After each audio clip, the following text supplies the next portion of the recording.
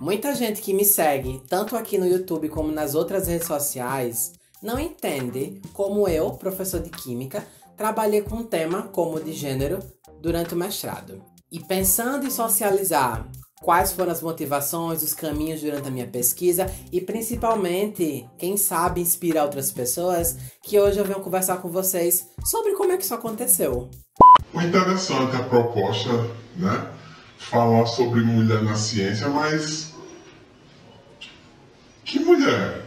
A gente sabe que as ciências, a área é muito dura, né? Não tem mulher na ciência, não é porque, como esse povo esquerdista fala, racismo, machismo, não é porque é da biologia, né? A mulher não nasceu para fazer cálculo, a mulher nasceu para fazer coisa mais delicada.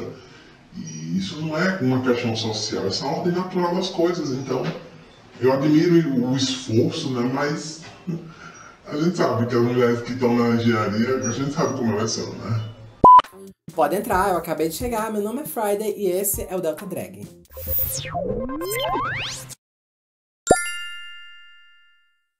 Olá pessoal, tudo bem com vocês? Bem-vindos de volta, estamos aqui em mais um Sala de Aula. Antes de começar, eu queria agradecer a todas as pessoas que contribuíram para que recentemente ultrapassássemos a marca de 2.000 inscritos.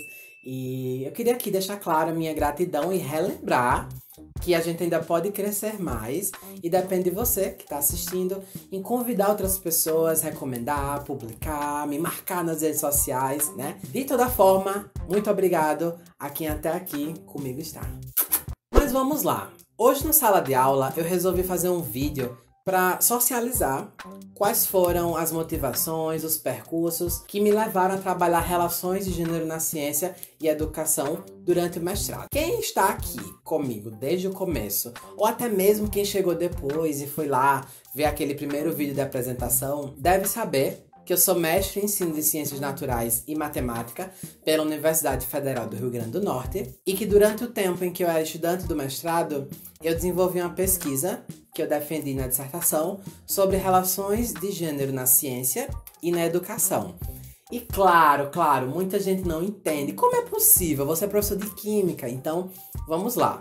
Minhas professoras orientadoras, professora Carla e professora Josivânia, há anos desenvolvem estudos e pesquisas dentro de uma área conhecida como CTS, Ciência, Tecnologia e Sociedade. E não falar o que é CTS não vai fazer sentido para esse vídeo, então eu vou fazer uma breve apresentação do que é esse campo de estudo. O movimento CTS, ele compreende desde o movimento social político até um campo de estudo. Enquanto movimento social e campo político, esse movimento ele vai surgir em meados do século XX, século passado, em diversos países do mundo, principalmente na Europa e na América do Norte. E o combustível para que esse movimento ele viesse a surgir era justamente o aumento de um sentimento de que o desenvolvimento científico e tecnológico ele não estava andando de mãos dadas com o bem-estar social. E daí surge a crítica do movimento CTS, é tornar pública e questionar essa ideia de que o desenvolvimento tecnológico e científico promove o bem-estar social, visto que em meados do século XX a gente está saindo da Segunda Guerra Mundial e a sensação de que a ciência seria responsável pela promoção do bem-estar era algo que estava sendo bastante difundido, sobretudo na mídia. E enquanto um campo de estudo, esse movimento social vai gerar produções científicas em sub-áreas como História, Filosofia e Sociologia da Ciência, Educação Tecnológica e Epistemologia, Relações de Gênero na Ciência e Tecnologia, dentre inúmeras outras sub-áreas de estudo. E dentre as inúmeras sub-áreas de estudo, tem uma que fala sobre a alfabetização científica ampliada, que é aí justamente aonde entra a minha dissertação de mestrado, em que eu trabalhei objetivos do movimento CTS, que inclusive é um objetivo presente nas orientações curriculares nacionais de 2006, na área das ciências naturais e matemática, e também presente na recente Base Nacional Comum Curricular. Mas o que significa uma alfabetização científica ampliada na prática? Na prática, significa que a gente na escola, nas universidades, a gente deve promover uma educação que vá além dos códigos e conceitos da ciência. Uma educação que permita, inclusive, entender como é a natureza da ciência, como se dão as relações dentro da ciência e da comunidade científica. Certo? E para que isso? Inúmeros estudos e pesquisas apontam que a educação dada na escola ela ainda possui marcas da ciência moderna. E essa concepção de ciência moderna, ela se faz presente tanto nos materiais didáticos que a gente vai encontrar no ensino de ciência, quanto na formação inicial e nos discursos dos professores. E levando em consideração que inúmeros documentos educacionais aqui do Brasil visa que a ciência seja trabalhada de forma a ser reconhecida como uma construção humana, ainda acreditar nessa visão dogmática e neutra da ciência se distancia bastante desse objetivo. E é onde as relações de gênero na ciência, elas entram. Quando o movimento CTS ele surge enquanto movimento político, dentre as inúmeras questões que eram pautadas, estava a subrepresentação de mulheres dentro da ciência e tecnologia. E lá para o final da década de 60, após a segunda onda feminista, a gente vai ter uma sub-área dentro do campo CTS que vai justamente estudar e expor alguns problemas envolvidos com as relações de gênero na ciência e tecnologia.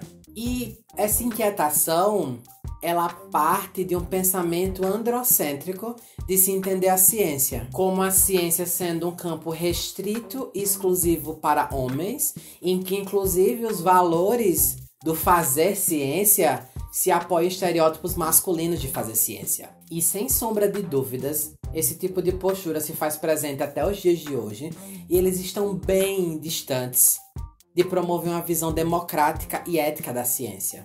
E olha, inúmeras pesquisas, além da que eu desenvolvi durante o mestrado, apontam que essa percepção de ciência exata, engenharia e matemática como espaço próprio e exclusivo para homens, ela está longe de ir embora. Tanto na mídia, quanto dentro das escolas de educação básica, essa percepção de que as ciências exatas e matemática é um campo de homem, ela está mais do que viva nos dias de hoje. E essa concepção de achar que essa baixa representação de mulheres na comunidade científica e na história da ciência é um fenômeno natural, que tem relação com a ordem natural da natureza, ela é bastante problemática, porque inclusive distancia os estudantes e professores de ter uma visão mais crítica da produção científica, das relações sociais dentro da ciência. E sem sombra de dúvidas, promover uma visão sobre a natureza da ciência, as relações de gênero, não só na ciência, mas também na sociedade, dentro da escola, pode contribuir para a ampliação da visão que os estudantes vão ter, não só sobre a ciência, mas como a sociedade não todo. E promover um debate como esse, que tem como ênfase questões sobre desigualdades sociais, violências de gênero, dentro da escola, é uma ótima oportunidade de colocar os estudantes sobre situações que ainda acontecem na nossa sociedade, e dentre as inúmeras formas que a gente tem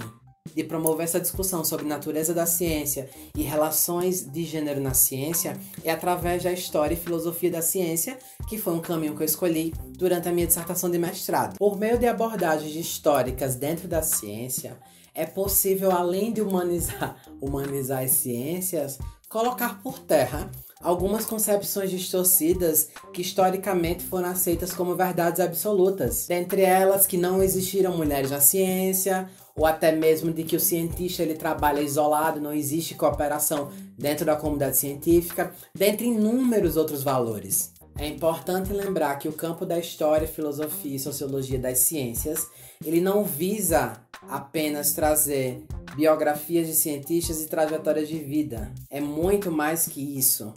O objetivo dessa abordagem é promover uma visão democrática e mais humanizada da produção científica. É engraçado como hoje em dia tudo é machismo, né? É uma área que não dá pra mulher, eu fico entendendo. Não conheço, na verdade eu conheço uma cientista mulher, conheço a Marie Curie, mas assim, ela é uma exceção, né, da espécie. Eu acho que duvido que outras mulheres conseguiriam o que ela fez, porque a Marie Curie ela foi muito perspicaz, sabe? Acho que ela tem a cabeça de homem, sabe? Eu acho que ela não era uma mulher de verdade não, porque tem um Nobel na química e na física, uma mulher, não é todo dia não. Acho que tem uma coisa aí, alguma desordem genética nela. Durante a minha dissertação de mestrado, eu busquei conhecer quais eram as concepções sobre ciência e relações de gênero na ciência que estudantes e professores de uma escola em que eu trabalhei possuíam. Ao total, foram 91 estudantes do primeiro ano do ensino médio e 4 professores e professoras. E é importante dar ênfase que as concepções que esse público apresentou, elas não se dizem exclusivamente como resultantes do processo de escolarização, uma vez que a educação ela é um produto que ela acontece para além da escola. Ela também é fruto das vivências e da socialização que esse público vem tendo durante a sua vida. E claro que eu elaborei e apliquei instrumentos diferentes. Com os estudantes, por ser um público absurdamente grande, eu apliquei questionários e com os professores eu realizei entrevistas. E os resultados, de forma geral, apontam para uma percepção de ciência como positivista, salvacionista e neutra.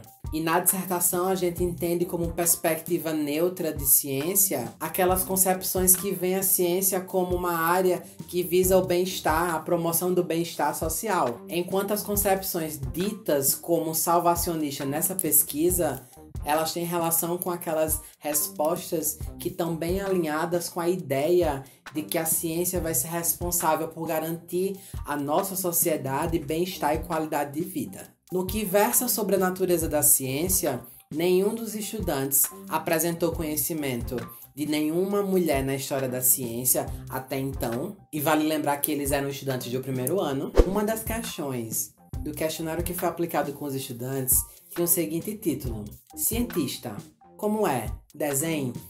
E essa pergunta pode parecer um pouco estranha para você que está lendo, mas quando a gente elaborou, a gente tentou ter uma redação que fosse neutra em relação ao gênero. Por exemplo, eu poderia ter colocado como é um cientista. Eu já estaria induzindo um cientista, porque é um artigo que indica masculino. Então a gente tentou pensar numa construção de narrativa que neutralizasse o gênero masculino e feminino, para que assim os estudantes pudessem responder à vontade como eles imaginavam ser cientista. O que é cientista? Dos 91 estudantes que responderam essa questão, 42 estudantes desenharam cientistas com atavios de personalidade e performance de gênero masculina, homens, enquanto 9 estudantes desenharam cientistas com a performance e aparência feminina. E uma observação muito importante: todos esses 9 desenhos sobre cientistas mulheres foram feitos por meninas. E outra observação muito relevante a ser feita aqui é que desse número total de desenhos feitos, 3 apresentavam mais de uma pessoa no espaço de trabalho. E esses desenhos também foram feitos pelas meninas. Quando perguntado sobre as razões de poucas mulheres seguirem carreiras dentro das ciências exatas, engenharia e matemática, grande parte das respostas, tanto dos estudantes quanto dos professores, tinham relação com a ordem biológica dessas escolhas. Ou seja, um pensamento de determinismo biológico para escolhas de carreira. E para quem não lembra, a gente já falou sobre determinismo biológico aqui, lá em abril. E o determinismo biológico é uma crença de que comportamentos de homens e mulheres são determinados biologicamente. E quando a gente fala de comportamentos, a gente insere aí a forma como se relaciona, escolhas de carreira, traços de personalidades, dentre outras coisas. Como o mestrado que eu fiz, ele era um mestrado profissional e não é mestrado igual a qualquer outro, tá? Porque existe uma ideia de que mestrado profissional é menos mestrado que os outros, mas eu não vou falar sobre isso aqui hoje não. Nós que fazemos mestrado profissional, temos que desenvolver um produto educacional. E o meu produto educacional foi com base no que os estudantes apresentavam.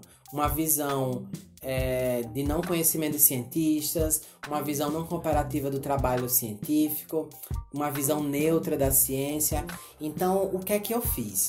Eu escolhi um conteúdo que estava sendo estudado na época, Lei de Conservação das Massas, em que quem conhece aí sabe que é chamado em alguns livros como Lei de Lavoisier. Então, eu já parei por aí, porque a lei não é dele, porque ele não fez tudo só, né? Isso é muito importante a gente lembrar, que essa ideia de lei do macho e tal acaba por impedir o entendimento cooperativo da prática científica, né? E quem conhece a história de Lavoisier sabe que ele foi guilhotinado durante a Revolução Francesa e a mulher dele, a Marie Lavoisier Pierrette, olha, a pessoa esquece o nome dos outros, ela foi a responsável não só por publicar os trabalhos do marido, mas também por traduzir, por fazer esquemas, ou seja, ela cooperou com o trabalho dele. Então, o produto que eu elaborei, enquanto produto educacional, buscava dar visibilidade a ela enquanto colaboradora do trabalho, para que os estudantes percebessem que a cooperação é um aspecto presente na produção científica. E assim, não dá para negar que esse conteúdo ainda é abordado como Lei de Lavoisier, se popularizou como Lei de Lavoisier, e a gente precisa rever isso, né? Porque primeiro a lei não é dele, ele não criou nada só. O trabalho desenvolvido por ele é resultado de uma inúmera série de pesquisas e colaborações. E nos livros de química, a presença da Marie Lavoisier ainda é figurando com a mão em cima do ombro dele, como vocês estão vendo aí na foto. E essa imagem, inclusive durante as aulas, eu levei para meus estudantes para perguntar o que é que vocês acham que essa mulher fez durante a pesquisa? Por que vocês acham que ela está aí? Então, é muito estranho a gente ter no livro a foto de uma pessoa e não se discutir o aspecto da sua cooperação enquanto pesquisadora dentro de um feito que é, sem sombra de dúvidas, um marco na química.